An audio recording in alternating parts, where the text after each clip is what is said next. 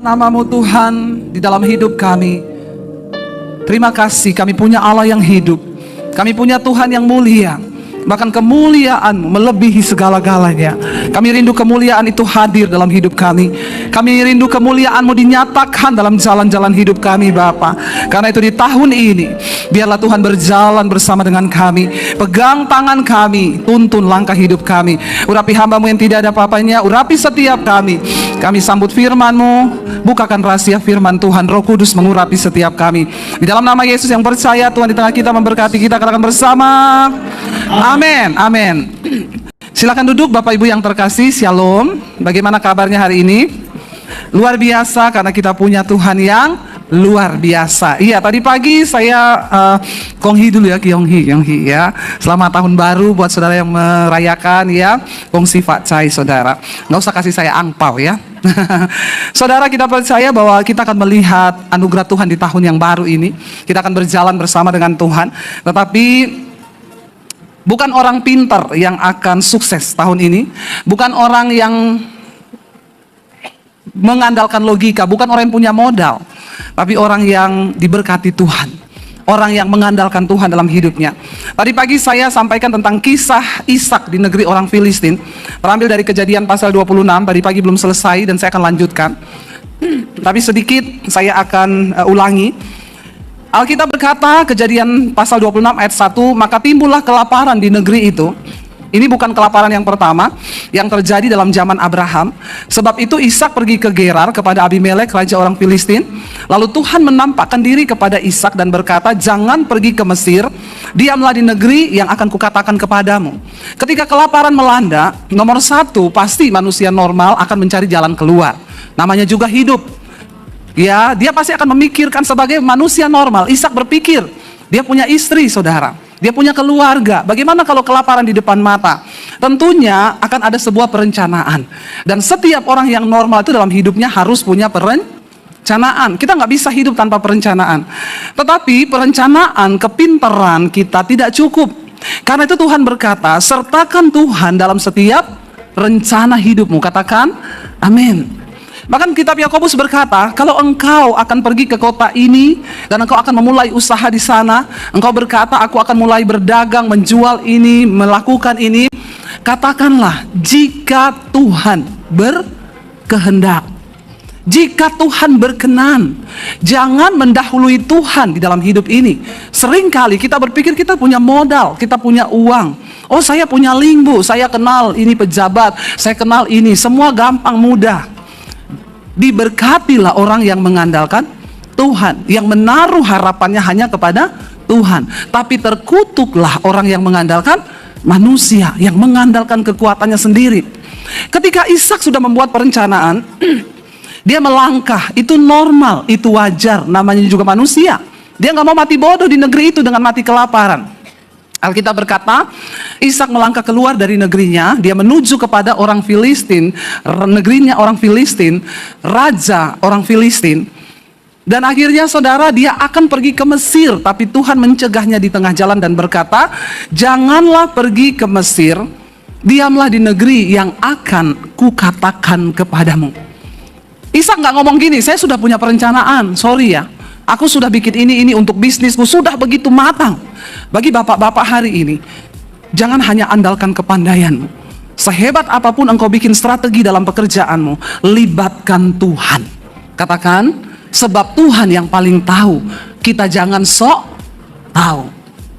Tuhan yang paling tahu. Bahkan 5 menit ke depan ini loh, Tuhan tahu hidup kita. Kita nggak tahu, tapi Tuhan tahu. Sebab Dia yang pegang blueprint, perencanaan atas hidup kita. Bahkan Dia tahu sampai kapan mati kita. Kita semua nggak ada yang tahu loh mati kita kapan. Kemarin saya ditelepon seorang ibu. Bu Debbie, saya divonis dokter kena kanker stadium akhir. Dokter berkata umur saya tinggal 6 bulan. Sambil menangis dia bilang, Bu, berarti sekarang saya harus mempersiapkan hidup untuk mati ya Bu. Saya bilang, kok ibu aja? Saya yang tidak divonis dokter tinggal 6 bulan ini Bu, saya ini tiap hari hidup mempersiapkan diri untuk mati. Amin. Ada di sini yang tahu tanggal matinya tanggal berapa? Ada saudara yang tahu? Tidak ada. Saudara tahu cara mati saudara bagaimana? Saya tadi cerita banyak sama Pak Nanto ya. Luar biasa loh. Berapa kali mau mati pesawat jatuh, dia nggak jadi naik. 3 kali ada ya Pak ya. Mau ke Medan, tiba-tiba suruh temennya gantiin tiket pesawat, temennya ganti, dia nggak diganti. Temennya naik pesawat, pesawatnya jatuh. Mau ke Singapura, sudah di bandara. Dia bilang, saya kok nggak sejahtera terbang ya, saya mau ke gereja aja, nanti gampang lah ke Singapura. Pesawat Singapura jatuh, yang waktu tahun berapa itu yang mau deket Natal, Jakarta Singapura jatuh. Terluput lagi, belum saatnya. Ya, tapi teman-temannya yang pergi mati 3 kali kalau nggak salah. Saya bilang, benar memang Alkitab bilang, kalau belum waktunya mati, tidak mati. Tapi kalau sudah waktunya, nggak usah tunggu jatuh dari pesawat. Nggak usah tunggu kena kanker. Saya bilang, Bu, dokter bilang ibu tinggal 6 bulan. Jangankan ibu, yang sehat-sehat pun, kita ini kan hidup mempersiapkan diri untuk mati. Kenapa? Karena kematian itu yang pasti. Jangan sombong kalau kita merasa kita sehat hari ini. Karena nggak semua syarat mati itu harus sakit. Ada orang cuma duduk di sofa, habis pulang jalan-jalan pagi. Kita banyak dengar kan? Habis pulang jalan-jalan pagi loh. Cuma duduk loh, mati loh. Iya, ada teman saya dari Sulawesi mau ke Jakarta. Rencana mau liburan sama anak di Bandung. Bisa-bisanya lagi nunggu bagasi. Dia bilang sama suaminya, Pak, aku ke toilet dulu, kamu nunggu ya kalau tas kita lewat. Iya. Keluar dari toilet datang. Loh, suamiku mana ya? Loh, itu kok orang rame-rame di situ, kenapa? Lari dia, suaminya udah jatuh, meninggal di bandara. Lagi nunggu bagasi. Saya tanya, Bu, nggak ada tanda-tanda di pesawat bapak ngeluh apa? Nggak ada, Bu. Kita naik pesawat tidur, landing sudah bangun seperti biasa, tidak terjadi apa-apa. Nggak ada kata-kata perpisahan, nggak ada tanda-tanda mati. Saya mau bilang sama bapak-bapak hari ini, kita nggak tahu mati kita kapan, tapi tolong kasih tahu PIN ATM-mu sama istrimu. Amin, bapak-bapak. Kasihan loh kalau kamu mati, istrimu nggak tahu nomor PIN ATM-nya. Mau beli peti aja bingung. Saya pernah ketemu ibu-ibu, dia cerita, aduh Bu, yang saya nggak tahu ini ya, untuk biaya semuanya, soalnya saya nggak tahu PIN ATM suami saya. Bapak-bapak, kalau engkau mau melihat keuanganmu diberkati Tuhan tahun ini, jangan ada dusta di antara kita. Bilang, coba istri lihat suami dan bilang, Pak, lihat istrinya, lihat. Istrinya dilihat, suaminya dilihat. Jangan lihat istri orang. Bilang, tidak ada dusta di antara kita ya. Jangan loh. Siapa di sini yang istrinya nggak tahu nomor PIN ATM suaminya? Saya suruh maju, kita baptis ulang hari ini. Saya rendam 15 menit. Kalau dalam hal keuangan saja engkau tidak terbuka, bahaya loh saudara. Yesus mensejajarkan dirinya satu-satunya dengan uang. Dia bilang, kamu nggak bisa mengabdi pada 2 tuan, pada Allah dan pada Mamon. Satu-satunya yang bisa mengambil dan mengalihkan posisi Tuhan dalam hidup manusia itu uang. Jadi kalau dalam hal uang, suami istri itu tidak terbuka, mari bertobat hari ini. Saya dan suami saya saling tahu. Suami saya pegang kartu ATM-nya, saya pegang mobile banking-nya. Kenapa Anda tertawa? Bawa aja saya, ATM-nya bawa. Dia mau gesek di mana, laporannya masuk, ting. Ada pengeluaran. Tadi beli apa saya? Oh ini di sini. Oh iya, saya cek betul. Harus begitu suami istri, saling tahu. Ya jangan sampai istrinya nggak tahu, suaminya gesek, tiba-tiba istrinya cek, ini kok ada pengeluaran di Holy Wing, itu gereja baru, namanya Holy Wing. Saya tadi ada menabur di situ, janji iman. Ya, padahal naktir cewek-cewek minum di situ, bahaya saudara. Harus terbuka dalam hal keuangan. Yesus berkata, kalau dalam hal mamon saja engkau tidak bisa dipercaya, bagaimana dengan hal kerajaan sorga? Amin, bapak-bapak. Nggak ada amin loh. Bapak-bapak di sini juga perlu dibaptis ulang ya. Ayo dong bilang amin. Berani bilang amin, karena kita mau hidup terbuka. Istri-istri juga jangan mata duitan. Kenapa suami seringkali menyembunyikan saldonya dari istri? Karena kalau istri mata duitan tahu jumlah saldo suaminya, bolehlah beliin tas 1 LV. Iya, bolehlah beli tas 1 ini. Udah baru minggu lalu beli tas, minggu ini beli tas lagi. Saudara, bukan itu yang membuat hidupmu bahagia. Ya, sebagai istri kita harus menjadi orang yang dapat dipercaya. Kalau kita mau melihat berkat Tuhan di tahun baru ini, Ya, dalam hal keuangan kita terbuka. Dan tadi pagi saya sampaikan, ketika Ishak berada di situ, Tuhan berkata, dalam musim kelaparan, tanah tandus, kering, tidak ada apa-apa. Secara logika, tidak mungkin orang menabur di saat kelaparan, itu musim kering. Tapi Tuhan berkata, Ishak menabur. Dan Ishak menabur jauh melampaui logikanya. Dia taat melakukan apa yang Tuhan suruh. Dan Alkitab berkata, maka menaburlah Ishak tahun itu. Apa yang terjadi? Dia menuai 100 kali lipat di tahun yang sama, nggak usah tunggu tahun depan. Dia menabur 100 kali lipat. Alkitab berkata, bukan karena Ishak pintar, bukan karena dia punya modal yang banyak, bukan karena dia punya link. Tuhan bilang, berdiamlah di sini sebagai orang asing. Namanya orang asing berarti nggak punya kenalan, tidak ada link. Tuhan bilang, berdiam di sini karena aku akan memberkati engkau. Sebab aku telah berjanji kepada Abraham ayahmu, aku akan memberkati engkau dengan segala kelimpahan. Bahkan dari keturunanmu, bangsa-bangsa akan mendapat berkat. Imani itu. Janji itu Tuhan ucapkan bukan cuma bagi Abraham, Ishak, dan Yakub, tapi bagi kita keturunannya. Amin, saudara. Ayo tanggalkan logika kita, mulai percaya pada Tuhan. Karena ada begitu banyak hal supranatural yang Tuhan bisa kerjakan dalam hidup kita, yang itu melampaui logika kita. Alkitab nggak berkata, lalu Ishak diberkati. Lihat, perhatikan ayat yang ketiga. Ishak tidak bilang, Tuhan saya sudah punya rencana loh, aku mau ke Mesir, aku mau gini. No, dia taat. Ayat 3, tinggallah di negeri ini sebagai orang asing, maka aku akan menyertai engkau dan memberkati engkau, sebab kepadamu lah, kepada keturunanmu akan kuberikan seluruh negeri ini, dan aku akan menepati sumpah yang telah kuikrarkan kepada Abraham ayahmu. Saudara, kalau hari ini engkau pengen dan engkau berkata, Tuhan, aku ingin tahun ini hidupku lebih baik.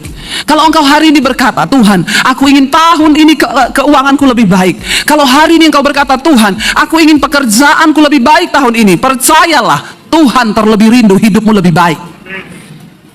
Itu Tuhan terlebih rindu. Tapi kenapa seringkali tidak terjadi?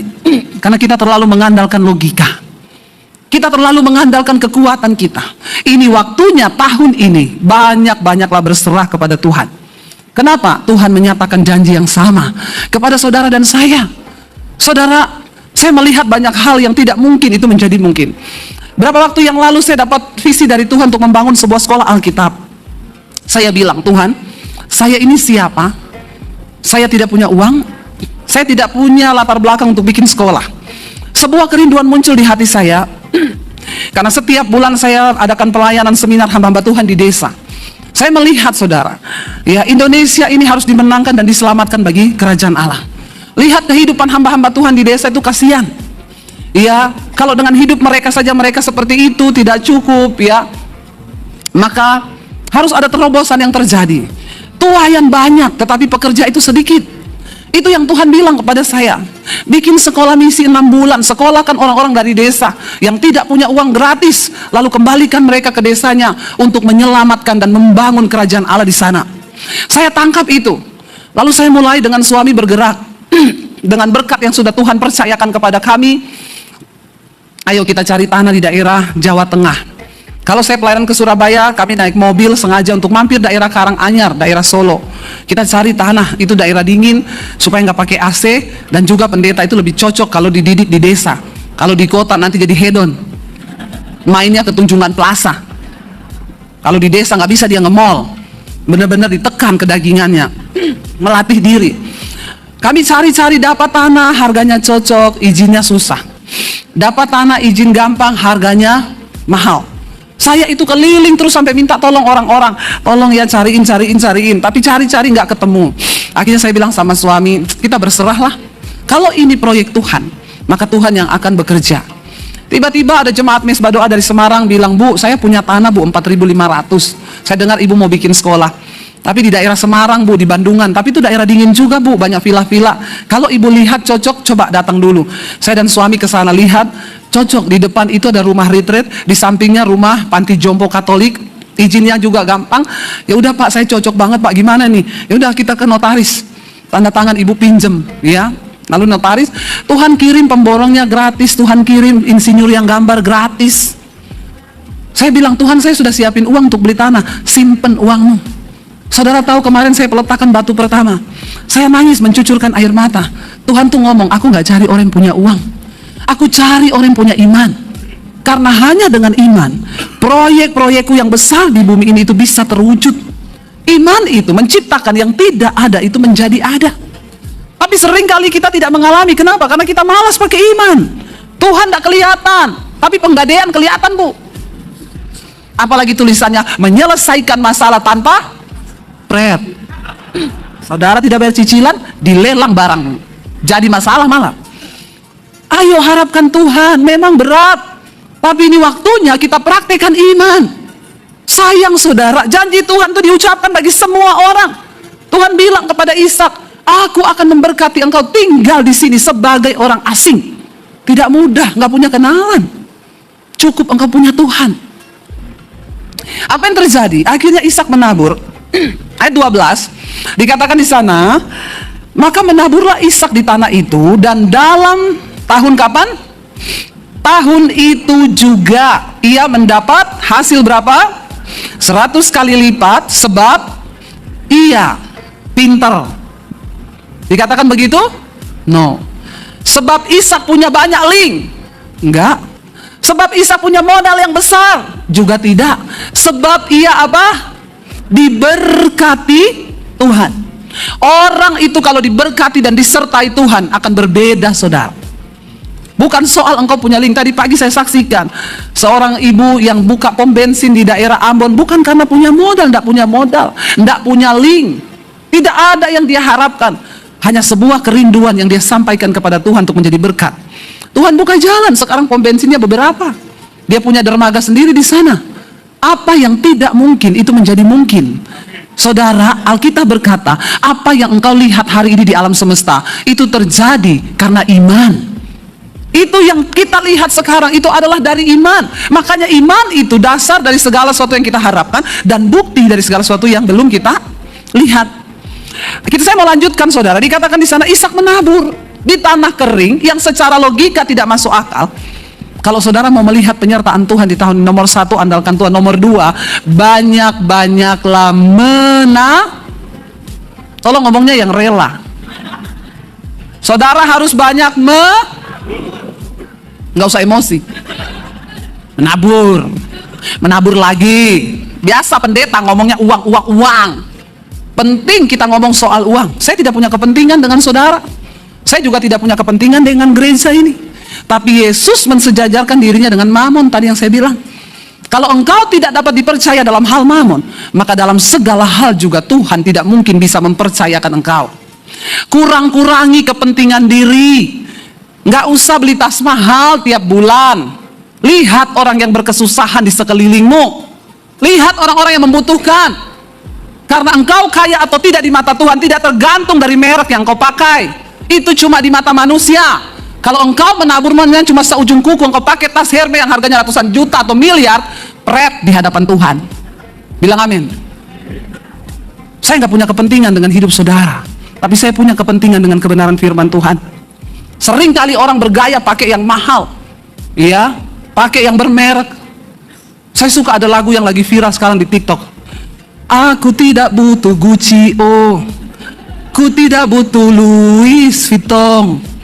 Ku tak butuh itu semua, tuk bahagia. Karena aku pahami, bahagia itu bila aku memberi, dan bila aku syukuri, semua berkatnya ku bahagia. Amin. Amin, saudara. Saya pakai sepatu LV, dikasih, ya saya pakai. Suruh beli, beli sepatu 18 juta ngapain? Kita kasih ke desa sudah jadi satu pastori itu. Betul nggak? Bukan itu yang bisa bikin kita bahagia. Ibu-ibu dengar ya, kau bergaya-gaya pakai begini, kau pikir harga dirimu naik? Pret. Bukan barang mewah yang membuat engkau bisa bahagia. Tapi ketika engkau mampu menjadi berkat hidupmu, ketika engkau mampu melihat sekelilingmu, itu kebahagiaanmu. Kita menabur, saudara. Saya menabur buat pendeta-pendeta di desa. Mungkin sebulan hanya 2,5 juta setiap orang. Tapi dia bilang, ibu, puji Tuhan, anak saya sudah selesai kuliah dari uang yang setiap bulan ibu beri. Berat bagi saya, bu. Tolong, bu, ini yang satu sudah selesai kuliah, jangan hentikan, karena ada satu lagi yang akan kuliah. Yes. Iya kan? Bagi kita uang 2,5 juta beli satu tas. Ya, uang 65 juta itu berarti, saudara, untuk menyelesaikan kuliah anak-anak pendeta di desa. Ayo, kalau engkau mau melihat Tuhan percayakan keuangan bagimu, lihat sekelilingmu. Menabur, engkau memiutangi Tuhan. Ya, engkau pakai tas mahal itu, sorry, tidak menggerakkan hati Tuhan. Kesombonganmu semakin dipicu. Saya hari ini bisa beli tas 100 juta, bisa banget. Saya sekarang YouTuber. Amin ya Pak ya? Amin, tahu itu. Tapi saya nggak lakukan itu. Saya tidak lakukan itu. Pernah sekali hampir tergoda, saya beli tas LV 65 juta. Tapi Roh Kudus bicara di hati. Itu jadi satu pastori loh di desa. Saya nggak jadi mas, nggak jadi, saya balikin mas. Kenapa bu? Nggak. Aku tawanan roh. Maaf saudara, engkau gaya-gayaan. Ya, sok pakai yang bermerek. Kalau taburanmu tidak lebih besar dari gaya hidupmu, engkau miskin di hadapan Tuhan. Dan Tuhan gak mungkin percayakan hal besar. Gak mungkin. Saya melihat Tuhan cukupkan segalanya. Saya sudah siapin uang untuk beli tanah. Tuhan bilang gak usah simpan untuk yang lain. Saya di WA orang, bu, nanti ya saya dari pabrik kasur. Kalau udah jadi, nanti saya sumbang kasur ya untuk sekolah Alkitab. Ibu, saya tukang taman. Nanti kalau sudah jadi, saya bikin taman apotik hidup untuk pendeta-pendeta di situ. Saya mau ajarin pendeta beternak ikan, beternak ayam, supaya mereka nggak kelaparan di desa. Karena setelah pandemi kemarin, banyak pendeta yang mau mundur dari panggilan. Mereka bilang, kami mau makan apa, bu? Kami tak punya apa-apa. Jadi itu yang menjadi beban di hati saya. Agar mereka diajari, bisa nanam sayur. Setidaknya untuk dirinya sendiri. Dia sudah tidak lagi menyusahkan atau berharap dari pinjam-pinjam uang ke orang. Setiap bulan kami seminar hamba-hamba Tuhan, saya tekankan kepada pendeta-pendeta, kalau engkau tidak percaya kepada Tuhan yang hidup, jangan kau melayani Tuhan. Percuma. Alkitab berkata, waktu engkau berpaling kepada Allah, engkau harus percaya bahwa Allah itu ada. Dia hidup dan dia memberi upah kepada orang yang sungguh-sungguh mencari dia. Kalau tidak sampai di situ imanmu, berhenti jadi pendeta. Saya bilang itu kepada pendeta di desa. Dan jangan engkau punya muka celengan babi yang berharap ketemu orang kaya dikasih duit. Engkau punya Tuhan yang hidup. Orang-orang yang bahkan tidak kita sangka bisa Tuhan pakai. Karena kita berharap kepada Tuhan. Kita nggak perlu cari muka sama manusia. Kita nggak perlu cari muka sama orang kaya. Tuhanlah yang mendukung kehidupan kita, bukan manusia. Karena Alkitab berkata, terkutuk orang yang mengandalkan manusia. Saudara, ayo kita masuki tahun ini dengan iman yang benar kepada Tuhan. Amin. Mari kita hidup menurut kehendak Tuhan. Di luar logika, Ishak menabur di tanah yang pecah-pecah, kering, kelaparan. Tidak ada hasil tanah. Tetapi ketika Tuhan berkata, menabur. Dia menabur. Ya, sorry saudara. Saya mengucapkan firman itu dengan menghayati soalnya, jadi nggak tahan air mata saya itu ya. Tuhan itu selalu berkata kepada bangsa Israel, Allah yang engkau sembah itu Allah yang hidup. Aku ini Tuhan yang hidup. Kenapa berulang kali Tuhan tekankan itu kepada bangsa Israel? Sebab bangsa itu seringkali nggak percaya kepada Tuhan. Di mulut mereka berkata percaya. Kita kalau nyanyi di gereja hebat saudara, ya wah. Tetapi seringkali ya hati kita itu tidak ada pada Tuhan. Waktu menghadapi masalah, kita lupa bahwa Tuhan itu hidup dan dia mampu melakukan hal-hal yang supranatural. Oke saudara, saya tidak akan membahas itu lagi. Lalu Alkitab berkata, ya, ayat yang ke-13, coba kita baca. Dan orang itu menjadi apa? Kaya, bahkan kian lama kian kaya, sehingga ia menjadi sangat kaya. Ia mempunyai kumpulan kambing domba dan lembu sapi serta banyak anak buah. Sehingga orang Filistin itu cemburu. Orang itu loh, disertai Tuhan, tetap aja ada yang sirik. Inilah hidup. Kita susah diomongin. Kita diberkati juga ada yang omongin. Jadi sudahlah saudara, jalani saja hidup ini. Ya, Ketika Ishak menjadi kaya, ada orang yang cemburu. Seringkali yang cemburu sama kita bukan orang jauh, keluarga sendiri, teman sendiri. Itu sudah ada di dalam Alkitab. Jadi biasalah saudara, kita diomongin, kita diginiin, ya udah biar aja. Waktu engkau susah, seringkali orang nggak mau lihat. Tapi ketika engkau sukses, banyak orang mendekati dengan motivasi yang berbeda. Bahkan ada yang ingin menjatuhkanmu. Alkitab berkata, akhirnya orang Filistin itu melihat, kok dia mulai kaya ya?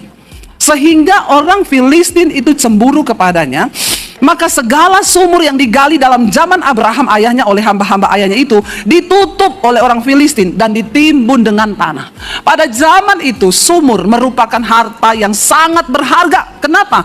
Di tengah padang pasir, di tengah gurun, tanah yang kering, maka sumur yang ada air itu akan menghidupi ternak, akan mengairi semua hasil tanah. Lalu Alkitab berkata, sumber satu-satunya yang Ishak punya dari peninggalan papahnya itu ditutup. Waktu engkau diberkati, seringkali banyak orang ingin menutup berkat itu. Tapi saya mau bilang, kalau berkat itu datang dari Tuhan, tidak ada satupun yang bisa menutupnya. Tidak ada satu orang pun yang bisa menutup berkat yang dari Tuhan. Makanya jadilah orang yang diberkati Tuhan. Mereka berpikir dengan mereka tutup sumurnya Ishak, setelah ini miskin lu.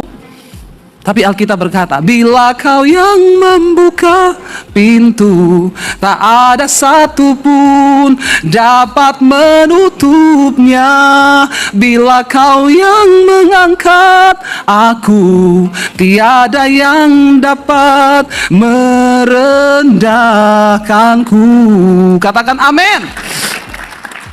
Tahun ini jadilah orang yang berkenan di mata Tuhan.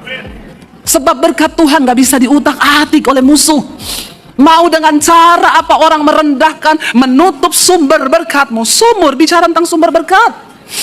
Mungkin ketika usahamu diberkati, orang akan depak engkau dari kanan kiri, berusaha untuk menjatuhkan karena dia cemburu akan hidupmu. Tetaplah menjadi orang yang diberkati Tuhan. Saudara lihat, ditutup semua sumurnya. Karena mereka tahu inilah sumber sampai dia diberkati. Mereka menutup semua sumur yang digali dari zaman Abraham ayahnya oleh hamba-hamba ayahnya itu ditutup oleh orang Filistin dan ditimbun dengan tanah. Lalu kata Abimelek kepada Ishak, raja orang Filistin, pergilah dari tengah-tengah kami, sebab engkau telah menjadi jauh lebih berkuasa daripada kami. Jadi pergilah Ishak dari situ dan berkemahlah ia di lembah Gerar dan ia menetap di situ. Saudara, kalau engkau sudah membangun satu usaha, lalu usaha itu diberkati Tuhan di tempat itu, dan tiba-tiba orang suruh engkau pergi dari situ, kira-kira respon saudara apa? Seringkali kita akan berkata, enggak bisa loh, ini tempat aku diberkati loh. Kamu nggak bisa gitu aja dong. Ayo kita pakai kekuatan. Berani saya, mau apa? Bunuh-bunuhan? Ayo kita mau apa? Tuntut-tuntutan? Mari kita tuntut siapa yang menang di pengadilan. Waktu engkau memakai kekuatanmu, maka itu artinya engkau melepaskan tangan Tuhan dari hidupmu. Katakan amin saudara. Jangan pakai kekuatanmu, duduk di kaki Tuhan. Waktu orang berusaha merendahkanmu, waktu orang berusaha untuk menutup jalanmu, duduk di kaki Tuhan. Saat itu engkau mengangkat tangan kepada Tuhan, maka dia yang akan turun tangan. Jangan dengan kekuatan engkau capek, engkau stres. Ada banyak hal di hidup ini yang tidak bisa engkau selesaikan dengan kekuatan hukum. Ada banyak hal dalam hidup ini yang tidak bisa engkau selesaikan dengan link-link orang hebatmu. Engkau perlu Tuhan yang menyelesaikannya bagimu. Katakan amin. Sebab dia yang lebih tahu hidup kita. Seringkali yang harus kita lakukan itu cuma duduk di kaki Tuhan, minta petunjuk dari Tuhan. Itu artinya engkau menomor satukan Tuhan di dalam hidupmu. Tapi waktu engkau pakai kekuatanmu, Tuhan bilang silakan, engkau masih kuat, selesaikan sendiri. Dan aku tarik tanganku atas hidupmu. Ishak tidak melawan. Dia nggak ngomong, aku sudah bangun usaha loh di tempat ini, apa hakmu tutup tanah sumur ayahku? No, dia diam. Dia pergi meninggalkan daerah itu ketika diusir oleh raja orang Filistin. Tadinya Abimelek berkata, siapapun yang mengganggu Ishak dan istrinya, maka dia akan dihukum mati. Tadinya Abimelek berkata begitu kepada semua orang Filistin. Tetapi ternyata kecemburuan itu bisa bikin orang jadi jahat. Waktu engkau cemburu dengan pelayanan orang lain, engkau bisa jadi jahat. Waktu engkau cemburu dengan pekerjaan orang lain, engkau bisa jadi jahat. Tekan rasa iri hatimu, saudara. Waktu engkau lihat keluargamu diberkati dan engkau tidak, engkau bisa jadi jahat loh. Banyak orang-orang yang akhirnya memusuhi ketika kita diberkati karena rasa iri dan cemburu. Itu roh akhir zaman, sirik namanya. Susah lihat orang senang, senang lihat orang susah. Jauh itu dari hidup kita, saudara. Ya, kalau orang lain pelayanannya diberkati, bersyukur. Lihatlah, wow, Tuhan dahsyat ya. Kalau engkau lihat temanmu diberkati dalam bisnis, bersyukur. Wow, Tuhan ajaib ya atas hidupnya. Kenapa ya dia bisa jadi begitu? Aku mau belajar. Itu orang yang rendah hati. Jangan engkau cari cara untuk menjatuhkan orang. Kau jahat di mata Tuhan. Tapi kalau orang itu diberkati Tuhan, engkau gak perlu takut. Dia pergi, Ishak itu dengan rendah hati menerima. Gak ada satupun dikatakan lalu Ishak berperang. Dia udah banyak anak buah juga. Jadi pergilah Ishak dari situ dan berkemalah ia di lembah Gerar dan menetaplah ia di sana. Tuhan itu sangat suka dengan orang yang rendah hati. Tapi Alkitab berkata ia menentang orang yang sombong. Orang itu kalau sombong, dia menjadikan dirinya musuh Tuhan. Lah saudara, orang bermusuhan sama Tuhan, apa bisa menang? Yang ada hidupmu sial di dunia karena engkau bermusuhan dengan Tuhan. Orang sombong itu orang ditentang oleh Tuhan. Tuhan menentang orang-orang yang sombong. Kita bermusuhan dengan Allah waktu kita itu sombong. Mari kita menjadi orang yang rendah hati. Diam aja, difitnah diam, mau dijatuhkan diam, duduk di kaki Tuhan. Ya, duduk di kaki Tuhan. Saya pelayanan di Amerika. Ada orang yang WA ke Amerika, Pak, kenapa engkau suruh Debbie Basir pelayan di sana? Itu suaminya dulu curi keyboard di gereja saya. Itu fitnahan yang sangat jahat. Karena suami saya nggak pernah curi keyboard di gereja manapun. Saya dibacakan WA-nya, saudara. Saya tuh waktu itu marah besar. Dalam hati saya bilang, ini orang bisa kita tuntut loh. Kita minta itu WA, kita tuntut dia, ini pencemaran nama baik loh. Tapi Tuhan bilang, kalau engkau direndahkan, ya, dan aku izinkan itu, engkau mau apa? Nggak usah, rendahkan dirimu. Saya nangis dengan suami, kami bergandengan tangan. Kami berdoa bagi orang itu. Saya melepaskan berkat bagi orang itu. Sehebat apapun orang mau tutup pelayanan kita, pekerjaan kita, kalau Tuhan yang angkat kita tuh nggak bisa, saudara. Nggak bisa. Ya, saya baru pulang 5 minggu pelayanan di Amerika. Belum bongkar koper. Masuk 3 WA, Bu. Tolong kasih tanggal ya. Ibu berangkat ke state yang lain, Bu. Kami bayar tiket, ibu pelayanan ya di sini, siapkan waktu 1 bulan. Saya bilang tunggu, koper belum dibongkar. Sehebat apapun orang mau menjatuhkan, kalau Tuhan yang mengangkat, nggak bisa, saudara. Ya, Tuhan itu Tuhan yang hidup. Lalu Ishak pergi begitu aja, dia nggak ngelawan, dia pasrah. Dikatakan di sana pergilah Ishak. Kemudian Ishak menggali kembali sumur yang digali dalam zaman Abraham ayahnya, yang telah ditutup oleh orang Filistin sesudah Abraham mati. Disebutkannya lah nama sumur-sumur itu menurut nama-nama yang telah diberikan oleh ayahnya. Ketika hamba-hamba Ishak menggali lembah itu, ini di tempat yang lain lagi, dulu ada bekas sumur papahnya juga di situ yang juga sudah ditutup, saudara. Tapi ini yang lain, ya, dikatakan ketika hamba-hamba Ishak menggali di lembah itu, kan dia sudah pergi tinggalkan tempat yang tadi orang Filistin, ini dia ke lembah Gerar. Mereka mendapati di situ mata air yang berbual-bual airnya. Lebih dari sumur yang sudah menjadi sumbernya dia. Tuhan memberkati Ishak. Dimanapun engkau pergi, akan selalu ada sumur-sumur yang dibuka oleh Tuhan. Akan ada selalu. Ada yang bilang sama saya, Bu, saya ini usaha, Bu. Saya kontrak 1 toko, Bu, ya. Ketika toko saya itu berhasil, orang yang punya toko itu naikin harga kontrakannya mahal sekali. Akhirnya saya nggak bisa, ya dia suruh, ya udah pindah aja kalau nggak mau di sini. Tapi kan tempat itu, Bu, itu tempat hoki saya. Saya bilang nggak ada tempat hoki. Bagi orang yang diberkati Tuhan, semua tempat hoki. Amin. Bukan tempat itu. Orangnya ini yang diberkati Tuhan. Ibu pindah kemana aja berdoa, Tuhan tunjuk. Tempat itu juga akan diberkati Tuhan. Jangan engkau taruh imanmu pada tempat itu. Seringkali orang bilang ini tempat hoki. Saya cari rumah di Jakarta, Tuhan. Aku berdoa mau cari rumah tua aja, Tuhan. Tusuk sate yang banyak setan. Loh, itu kan paling dihindari oleh semua orang. Rumah tua saya minta, tusuk sate banyak setannya. Benar, saya dapat, saudara. Rumah itu 2 jejeran, pas ditusuk sate. Mau dimasukin bank enggak mau, Bu, enggak bisa. Lalu orang yang jual ngomong, Ibu kenapa rumah ini enggak laku-laku?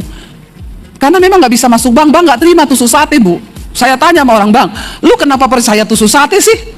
Bukan apa-apa bu, kalau yang kredit nggak bisa bayar, kita nggak bisa jual rumah tusuk sate, kan banyak orang percaya tusuk sate itu nggak bagus. Kalau saya percaya tusuk sate itu langsung deh berkat tuh masuk tanpa halangan. Amin. Lo bener, saya renov 2 rumah itu jadi rumah tinggal, sebelah jadi studio. Apa yang terjadi? Saya sial, saya semakin diberkati Tuhan. Bukan soal tempatnya, tapi soal orangnya yang diberkati Tuhan. Katakan, tepuk tangannya yang kenceng. Itu tanda Anda percaya. Bukan tempatnya, tolong ya saudara mulai hilangkan ya. Semua tempat, semua hari itu adalah diciptakan Tuhan. Saya beli apartemen di Jakarta, lantai 13. Angka mujur bagi saya, amin. Tidak ada angka sial saudara. Yang sial itu nasibmu karena kau tidak bertobat. Amin. Lo hidupmu sial kalau kau hidup dalam dosa. Kalau kau diberkati Tuhan, mau engkau tinggal di lantai 13, nomor rumah 13, tusuk sate banyak setannya, Tuhan ikut dalam hidupmu, engkau diberkati Tuhan. Jadi saya ini sudah menentang arus memang. Saya harus buktikan itu karena saya ini hamba Tuhan. Saya taruh hidup dan iman saya, kalau percaya Tuhan, jangan setengah-setengah. Maka Tuhan memperhitungkan imanmu itu. Tadi Pak Nanto tanya, Bu, kenapa ya ibu bisa disertai Tuhan begitu? Saya bilang, ya mungkin ya Tuhan melihat saya ini nggak setengah-setengah percaya Tuhan. Disuruh keluar dari rumah, keluar kamu, jangan bawa ijazah. Saya mau lihat Yesus kasih makan kamu pakai apa. Saya keluar. Mami saya nangis. Kamu mau hidup bagaimana? Mam, aku mengikuti Tuhan yang bertanggung jawab atas hidupku. Memang saya belum lihat sekarang, Mam. Tapi percayalah, Tuhan yang aku sembah itu Tuhan yang hidup. Tahun lalu saya beliin mami saya rumah di Sulawesi, saudara. Yang lebih besar dari rumahnya. Dan semua orang melihat, wow, Tuhanku hidup. Amin, saudara. Tuhan itu hidup. Tuhan itu hidup. Memang saya dibilang, kamu nggak tanpa ijazah, saya mau lihat Yesus kasih makan kamu pakai apa. Tanpa ijazah, akhirnya saya jadi YouTuber kan. Nggak ditanya sama YouTube, ijazahmu mana? S berapa? S1, S2, S3, S4, S7? Enggak. Tapi saya diberkati Tuhan. Ayo percaya sama Tuhan, jangan setengah-setengah. Lalu dikatakan Ishak gali, di situ akhirnya berbuar-buar. Lalu bertengkarlah para gembala Gerar dan para gembala Ishak. Di Gerar iri lagi. Tadi di Filistin kan, di Gerar gembalanya berantem sama gembala Ishak. Kenapa iri lagi? Soal kenapa dia semakin diberkati? Karena mereka bertengkar di sana ya. Jadi Ishak menamai sumur itu, air ini mereka bilang kepunyaan kami. Ishak menamai sumur itu Esek karena mereka bertengkar dengan dia di sana. Jadi kalau ada orang tukang bertengkar, kasih nama Esek saja. Ya, siapa si Esek itu loh? Sukanya bertengkar, sukanya ribut-ribut, nggak mau damai, maunya ribut terus cari perkara, nggak ada masalah, cari masalah. Saya tadi pagi cerita, ada ibu-ibu konseling, suami saya tuh loh Bu, saya itu nggak ada masalah Bu, rumah tangga aman-aman. Dia tanya, dulu mantanmu berapa? Astagfirullah, mantanmu waktu kamu belum nikah sama saya berapa? Dia jawab 6. Siapa aja? Terus kamu pernah ngapain sama mantanmu? Rempong nggak saudara? Nggak dijawab, nggak usah tanya-tanya. Berarti kamu melakukan sesuatu sama mantanmu. Ini ya, suami cari gara-gara loh. Saya bilang, ya bilang Bu sama suamimu, nggak usah kayak gitu lah. Saya sudah bilang Bu, ya udah ibu layani suami ibu yang baik, berbuat baik supaya dia percaya. Sudah Bu, bangun pagi saya buat baik, saya potongin buah, saya bikinin kopi. Jawabannya apa? Kok baik? Ada sesuatu ya? Salah-salah saya mau bilang bikin kopi kasih sianida dikit Bu. Doakan Bu, itu nasibmu. Karena itu yang kau pilih. Doakan supaya dia bertobat. Tapi saya capek Bu hadapi suami kayak begitu. Bapak-bapak nggak ada masalah, nggak usah cari-cari masalah. Itu kan udah zaman dulu, nggak usah diungkit-ungkit. Yang dulu-dulu itu nggak usah diungkit. Ya, saya ditanyain suami saya, pacarmu dulu berapa? Udah mati semua mantan saya. Ya, jadi dia nggak tanya lagi saudara. Kenapa? Ya memang dia sudah mati di hati saya, nggak usah ingat-ingat mantan. Amin. Ya nanti melebar-lebar kemana-mana, ya nggak ada masalah, jadi masalah. Tuhan bilang, Tuhan memberkati orang yang bersepakat. Kalau engkau ribut-ribut terus rumah tanggamu, maka tidak ada berkat dalam rumah tanggamu. Hidup damai bersama, berantem boleh, 5 menit cukup, katakan. Beneran loh, tenane loh. Ya, 5 menit aja, saya udah lebih dari 5 menit, yuk kita doa bareng. Itu kalau jiwamu sehat. Lain kalau engkau sakit jiwa. Orang yang marah-marah itu sakit jiwa, tapi stadiumnya awal. Ya, perhatikan ya, marah-marah, engkau mendekati depresi. Kalau sudah mulai masuk depresi, stres, itu udah diam-diam. Sama istri nggak ngomong, sama anak nggak ngomong, diam, pegang HP terus. Sebentar lagi engkau gila. Jangan begitu saudara. Jadi orang tuh biasa aja, normal-normal aja, men. Lalu Alkitab berkata, berantem lagi nih. Ya susah ya, orang diberkati Tuhan tuh banyak musuh nggak? Banyak. Jangan pikir, nih kok tiba-tiba ada asap kemuliaannya. Tuhan hadir di sini, saudara. Atau ini tanda khotbah sudah selesai? Udah habis waktu loh ya.